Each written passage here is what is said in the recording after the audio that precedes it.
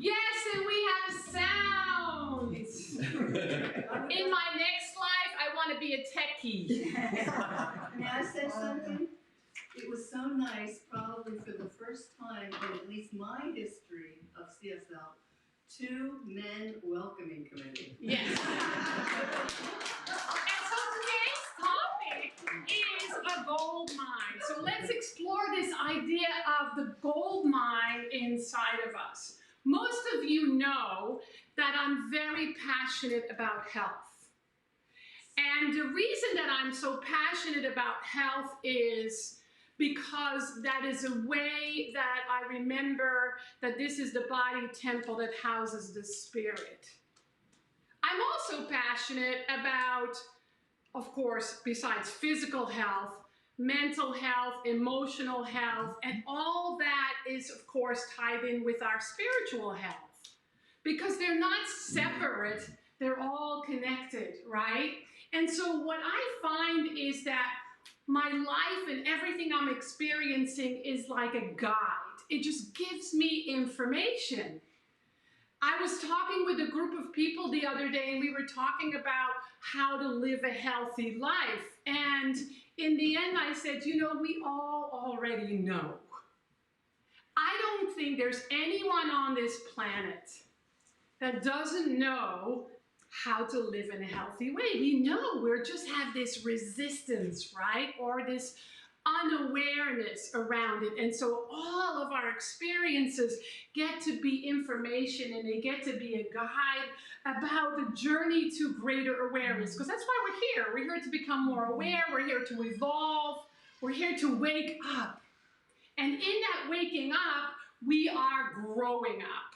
And we think we just grow from child to adult. No, there's all kinds of levels and layers of growth that are happening physically, mentally, emotionally, spiritually, so that we don't have to repeat these things later, whatever that later is. And so in the month of May, we're exploring this idea of our emotional life and through our emotions. And I like to call that, it's not my name for it, but I like to call that emotional awareness, emotional intelligence, emotional wisdom, emotional maturity. Because for a lot of us, we may look like adults, but there's still that little kid that hasn't healed what its wound was. And life presents us with these opportunities to heal that. So how many of you remember the movie Inside Out? It was about 7 years ago. It was a Pixar movie. It was one of my favorite movies. Me too. And I thought it was actually a turning point in the history of movie making, because there was a beginning of addressing what really happens in our emotional body. Those of you that don't know, it's a story of a girl named Riley. And her father, they're in the Midwest, gets a job in San Francisco, and they move to San Francisco, and she's very unhappy about it. You can imagine, she's a young girl, she has to change schools, homes, and friends, and she is not happy. And so within her is this emotional headquarters with the 5 basic emotions. They are sadness, joy, fear, anger, and disgust. And each of them is like a cartoon character, and I love all the characters. I especially loved Sad. I don't know why I loved Sad, but I thought that she was adorable. Phyllis Smith was her role. Because it was this permission about feeling all the emotions and not judging any of them. And so the story is really about, the story today is about exploring all that information about emotion. So isn't it interesting that the movie expressed the 5 basic emotions? Some say there are 6 basic emotions. Some say there are 27 basic emotions. And then I have this lovely list that I will happily share with you later. It's a list of 271 emotions. And I'm going to give that list to take home, and those of you that are watching online, I will happily email it to you if you let us know where to email it to. But I want you to really look at that list and to use that list as a guide. Because in some fields, they say there are negative emotions and there are positive emotions. I personally disagree. They are just emotions. And the more access we have to all of our emotions and make peace with them, the more emotional intelligence we have. The healthier we are, physically, mentally, spiritually, and emotionally. And so the whole idea in many of the spiritual teachings is where they say, especially Course in Miracles, they say there are only 2 basic emotions. What are they? Love and fear. Love and fear are the only 2 basic emotions, because everything can be traced back to those 2 emotions. And I talked about the 271, and there's these beautiful charts that you can find online that give you all the names for the emotions and all the categories. Ernest Holmes says something different from anybody I've ever read, studied, or experienced, and that is there's only one emotion. There's only one basic emotion, and that one is love. Love. Morgan knows. How old are you again, Morgan? 5. Morgan knows. Love is really the only emotion. From a spiritual perspective, there's only love. And Ernest Holmes clearly says that fear is just the absence of love. Just the absence of love. That information alone, when I came into this teaching, blew my mind. And it blew my heart wide open. Because what I realized was that not only did I not know, but the part of me that does know, and we all have that, it's our spirit, our soul, our heart of hearts, has forgotten. And that's not because we're being punished. It's just so we can suffer a little more. It's because it's for us. It's for our awakening. It's for our growth. It's for the broadness of our emotional intelligence. It's for our healing, because healing just means to become whole. But the truth is, you and I are already whole. We just forgot. And so now we experience life so that we can remember, and we experience all the emotions so that we can have greater understanding about it and greater clarity about it. So that's why the topic is a gold mine. Because we get to mine our emotional intelligence and the whole range of emotions for gold, which is about the purity of who and what we are, always have been, always will be. So we get to explore some of these emotions. I went to a workshop many, many years ago when I was still quite shut down emotionally. And what I mean by that was that I judged my emotions. These were good, these were bad, these I had to get, and these I had to get rid of, which is a very split way to life, and it will cause suffering. And I remember the presenter saying, anybody here, I'll be the presenter, anybody here ever want to kill anyone? A few hands went up. Then she says, how about maim? And a lot of hands went up. That doesn't mean you will literally do that for most people, especially not in a workshop around spirituality, emotionality, healing, right? But there are plenty times, or there are some times where we said, oh, I could kill that person. Right? And so that doesn't mean it's literal, but that emotion of wanting to harm someone is a natural emotion. And if you say, I don't have that, that means that a part of your being is shut down, is shut off. Because I remember saying, no way, there's no way, wait. And then my friend who was sitting next to me, if somebody tried to harm me, what would you do? I said, kill him. Right? You would for your child, right? And so that instinct is in us. When we embrace that, that instinct is in us, not that we will literally do that, although you're all killing bugs and chickens and steak and carrots, right? So once we embrace that the potential is within us, we're free. When we resist that intention, then we're caught and we end up projecting it out into the world, or maybe the person next to you, the person you live with, or yourself. And so emotions are just a guide. They just give us information about what's happening inside the body temple, inside our emotional, mental, spiritual body. And we make it conscious so that suffering ends. And that's called shadow work. I'm a big proponent of doing shadow work. I have plenty of colleagues that don't like that, don't think it's a good thing, but I think it's an important thing because if we don't do shadow work, we do spiritual bypass, which means it's go, la, la, la, la, la, it doesn't exist, I'm not seeing it, I don't want it, I don't have it, which is really a way of saying it's there, but I just won't look. So the invitation is to just look, to just allow, and to not judge.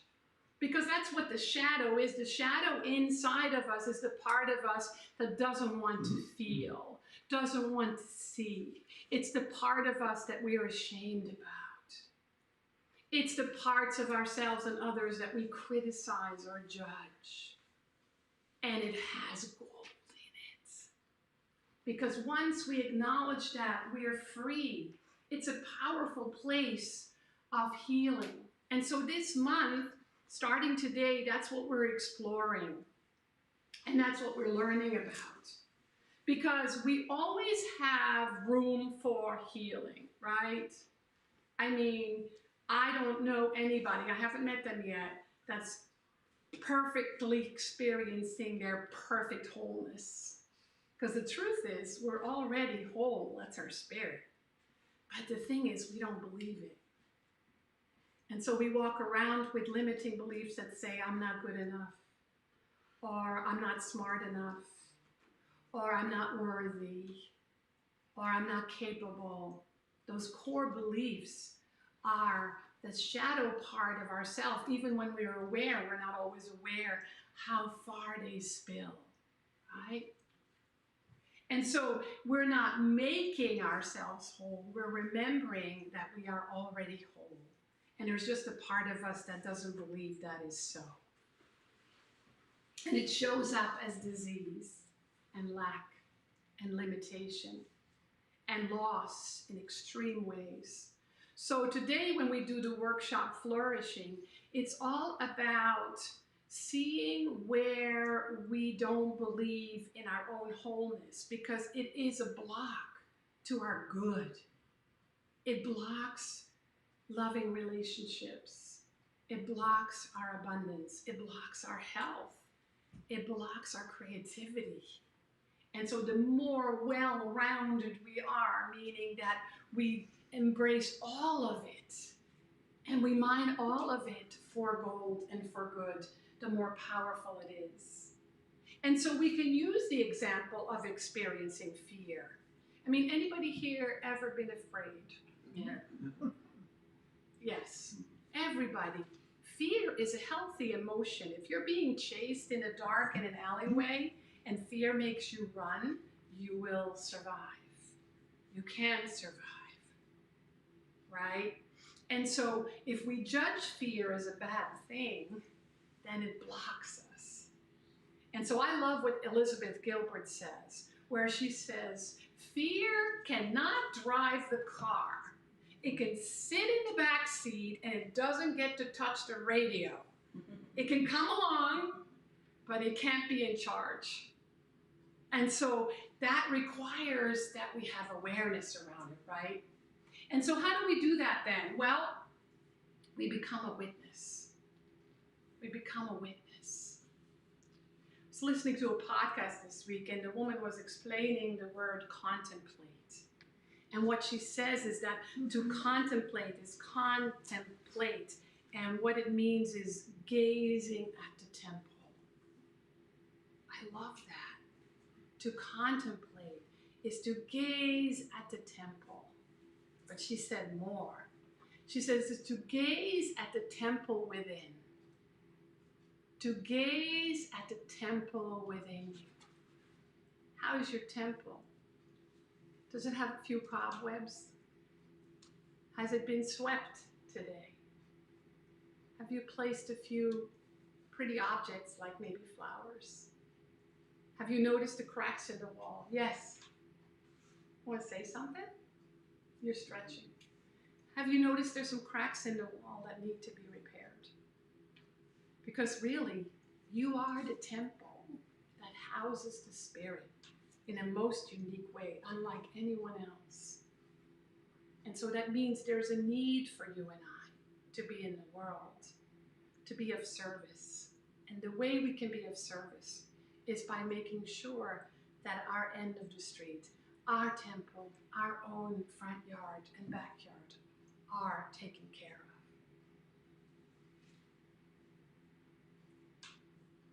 And so we do this by embracing the experiences that we have in life, all of them. Sometimes when I make a list of all the things that I've been through that were challenging, I'm like looking at somebody else's list. It's a little shocking. A lot of death, a lot of disease, a lot of loss. And yet I feel so alive and so grateful and so blessed because this teaching has allowed me to look at these experiences as ways that I can grow and learn and heal and realize suffering is a choice, but it requires that I'm aware. And so it means that the world is a mirror showing us our own consciousness. And so you might say, well, what about all the wars and conflict in the world? And there are many, not just Ukraine and Russia, right? What do they represent? Well, they're just an out picture of the war that we have inside of us, the collective consciousness. All of humanity has some kind of war going on inside themselves. And it's time that we make peace. Because there can be no outer peace if there is no inner peace. And each person that makes peace with themselves makes a huge difference. That's not necessarily the only reason why we make peace with ourselves. We make peace with ourselves because we want to express life all the way, physically, mentally, emotionally, spiritually, in the area of health, in the area of relationships, in the area of vocation, in the area of expression. And the more we embrace all of that, the more free we are. The more peace we make with that, the more free we are. So what we know is that if there's only one emotion, as Ernest Holmes says, and it is love, we know that love heals. We know that love heals. And the more love from the inside out we allow, the more easy it is to express that love in the world and to have it come back to us. And so we each are that instrument of love.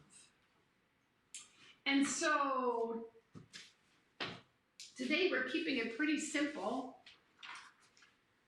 And so now is the time for us to think about how we get to be nourished and loved and supported simply by being here. I know that Many of you have become close friends. I know many of you have healed relationships.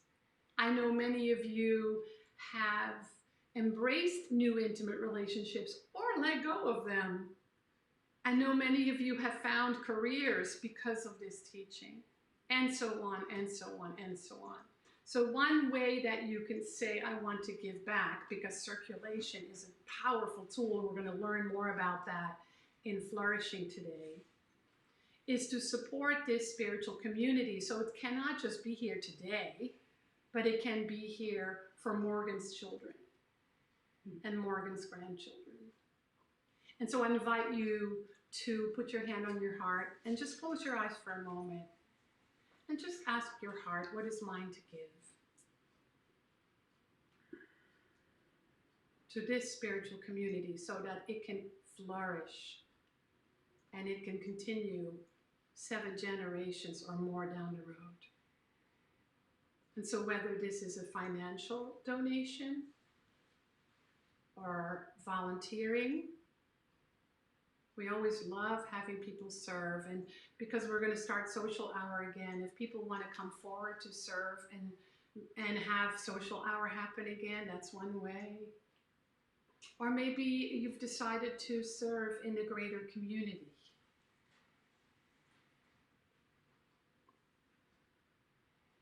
So just feel your generosity of spirit and allow your heart to come to a place of awareness around giving back to the place where you are spiritually nourished. For those of you who are online, you can just go to our website. And we are deeply, deeply grateful, because without your gifts and your service, we could not be here today. And so, open your eyes. And Flourishing will start today at 12 until 1:30. We have some people joining us on Zoom and some people joining us in person. And if you didn't register, you can still join. We'll spend an hour and a half together. We're going to have some fun. So let's close with a healing treatment, which is our word for affirmative prayer. So close your eyes and just allow yourself to feel receptive. Feel yourself being present in the temple within, that sacred space where spirit resides, the place where the infinite intelligence of the body takes care of itself by means of the breath and the heartbeat, and so on. That place where we've already noticed that we've opened our heart more than we did before, because there's just more love and joy in our hearts and in our lives. But also that place that is hungry and longs for the more. All of it is the presence and the power of divine love making itself known in us. And each of us in our own way is either opening or closing, remembering or forgetting. And that's a beautiful dance of life that is for our awakening. So today we trust where we have been, where we are, and where we're going, who we have been, who we are, and who we are to become. Because it's a moving dance. And the more we embrace all of it, the more free we are and the more effortless it becomes. Today we welcome freedom, effortlessness, and grace. Allowing it to do what it needs to do within us, the places we are aware of or not. Letting go so that the wholeness of spirit itself within can make itself known and can move freely in and around us. Trusting this word, then we turn it over to the universal law, which always says yes. And because we're in such a receptive, welcoming mode, we delight in the manifestations of this to come. And so it is. And so it is.